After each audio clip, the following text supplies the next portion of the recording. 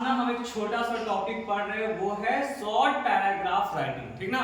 अब सबसे पहले समझना कि सर ये पैराग्राफ राइटिंग होता क्या है। तो पैराग्राफ का मतलब एक हिंदी में अनुवाद या अनुच्छेद लेखन के तौर पे हम लोग बोलते हैं। ठीक ना, अनुच्छेद लेखन। और ये पैराग्राफ राइटिंग में जनरली 3 पार्ट है। एक है हमारा इंट्रोडक्शन, दूसरा बॉडी, तीसरा कंक्लूजन।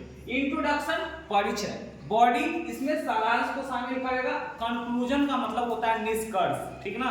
तो हर पैराग्राफ में 3 पार्ट शामिल है। Paragraph is the way of writing, है ना, एक लिखने का तरीका होता है in which sentence are organized in the grouping order. माने सेंटेंस को, वाक्य को समूह के क्रम में हम लोग लिख करके सरिया देते हैं, उसी को हम लोग पैराग्राफ राइटिंग कहते हैं, अनुच्छेद लेखन कहते हैं। कोई दिक्कत यहाँ पे? और मैंने बताया कि हर पैराग्राफ का 3 part, number 1 introduction, number 2 body, number 3 conclusion. Introduction परिचय, बॉडी उसका डिटेल्स, और कंक्लूजन निष्कर्ष। कोई दिक्कत? अब यहाँ पे देखिए हमारे पास एक टॉपिक था कि right A short paragraph on Indian farmer. हम लोग को भारतीय किसान पर क्या लिखना है, एक शॉर्ट पैराग्राफ लिखना है, simply. Okay. An Indian farmer is one of the most important member of our society. समझ रहे हैं? इंडियन फार्मर जो भारतीय या जो हमारा भारतीय किसान जो है वो भारत के एक महत्वपूर्ण मेंबर है, सदस्य है। अब अपने बारे में सारा चीज पता कर लीजिए किसान के बारे में। किसान तो देखे ना, सब लोग देखे किसान के बारे में। भारत के 70% आबादी क्या है, किसानी है। ठीक है, उनका मुख्य पेशा एग्रीकल्चर है और तरह तरह के एग्रीकल्चर होता है, समझ रहे हैं ना। जैसे कुछ लोग पोल्ट्री फार्मिंग खोले होते हैं जिसको मुर्गी फार्म कहते हैं, बी रेडिंग हो गया, उसके बाद बहुत सारा चीज आता है, हॉर्टिकल्चर वगैरह आ जाता है जिसमें फल फूल का ही बिजनेस करता है लोग। फिर कॉमर्शियल क्रॉप लगाता है, जैसे कॉटन हो गया, कॉफी हो गया, जूट हो गया, ये सब कैश क्रॉप में आता है। कैश मतलब समझ लेना पैसा, है ना, जिससे मतलब व्यवसाय किया जाता है। अब आइए, also India is an agricultural country. देख रहे हैं ना, भारत क्या है, भारत कृषि प्रधान देश है कि नहीं है। यहाँ प्राथमिकता कृषि पर ही है। Almost 70% of Indian people are farmer, है ना, भारत के आबादी का 70% लोग क्या है, किसानी है बाबू। They are backbone of our nation, है ना, ये हमारे राष्ट्र का क्या बोल सकते हैं, है ना, रीढ़ की हड्डी है ना, बैकबोन है। Okay. No one is too hard working like our farmer and our soldiers do।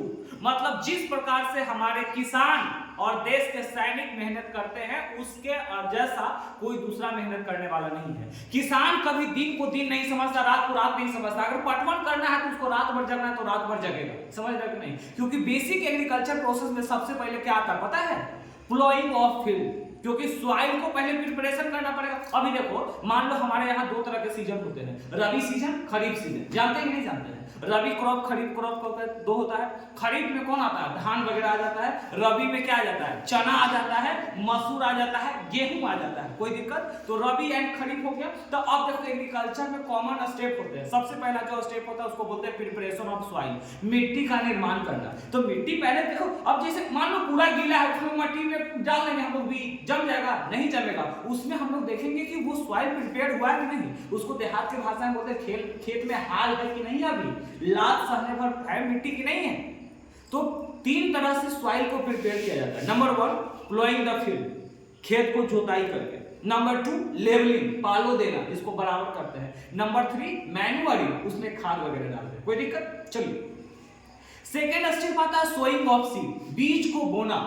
Third step आता है बीज को जब बो देते हैं तो फिर इरिगेशन, जिसको पटवन कहते हैं। The process of watering the crop field, एक ऐसा प्रक्रिया जिसमें फसल में पानी पहुंचाते हैं, उसको इरिगेशन कहते हैं। इसके बाद इरिगेशन के बाद हम लोग क्या करते हैं, जब फसल बड़ी मतलब बड़ा उड़ा हो गया तो उसमें क्या होगा, मान लो कि खेर पर पतवार आ जाएगा उसमें, उसको फिर क्या करवाया जाता है, सोहनी करवाते हैं, उसको बोलते हैं, है ना, वीडिंग प्रोसेस या वीड रिमूवल, खेर पतवार वहां से हटा देना। फिर जाकर के जब फसल पक जाता है तो हार्वेस्टर मशीन होता है ना, उससे कटाई वगैरह होता है। तो किसान जब आया तो इतना सारा उसको सब स्टेप मालूम है कि हमको एग्रीकल्चर पे इतना करना है, वो आराम की चिंता कभी नहीं करता है। समझ गए ना? He is hard working person.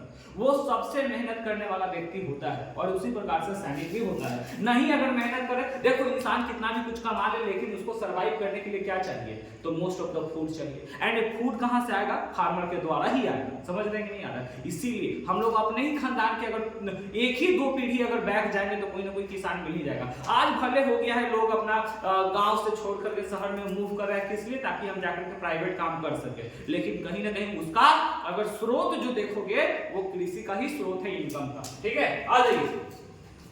इसके बाद देखिए मैंने लिखवाया है the farmer actually giver of food to the people, है ना, यही जो है वो भोजन यानी अन्नदाता है। अन्न देने वाला कौन है, किसान ही है।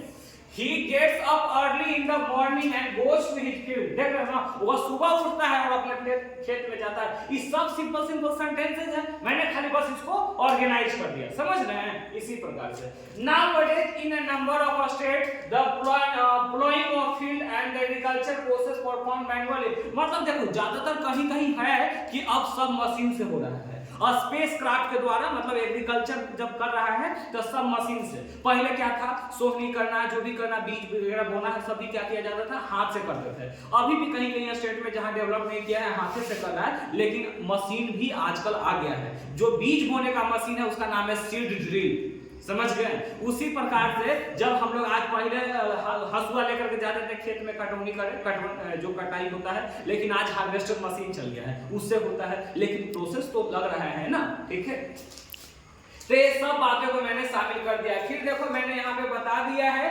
Farmers are the real backbone of society, already mention किए हैं, who work day and night, है ना, and develop the good yield, माने जो दिन रात मेहनत करके, गुड यील्ड का मतलब हो गया अच्छा उपज, है ना, बढ़िया उपज करते हैं। ठीक है, there is great role of farmer, so we must respect farmer because only farmer will help us to overcome the problem of hunger. मतलब हमें फार्मर यानी किसान को सम्मान देना चाहिए, और वही एक ऐसा है जो हमारी भूख को मिटा सकता है। समझ गए ना? यानी हम लोग जनरली पैसा कमाएंगे लेकिन पैसा फाकेंगे क्या? नहीं पैसा फाक सकते हैं। पैसा से हम लोग अपना भूख को नहीं मिटा सकते। पैसा साधन है, समझ रहे हो ना? पैसा साधन हुआ। जैसे मैंने पैसा दिया, मान लो कहीं दुकान पे हम जाते हैं, पैसा देते तभी तो उससे चावल या गेहूं खरीदते, चाहे आटा खरीदते हैं, समझ रहे हो ना? तो पैसा क्या है? मीडियम, समझ गए? तो पैराग्राफ के बारे में इतना ही। पैराग्राफ सिंपली समझ जाना, ये वे ऑफ राइटिंग है जिसमें सेंटेंस को ऑर्गेनाइज किया जाता है। पैराग्राफ का 3 पार्ट होता है,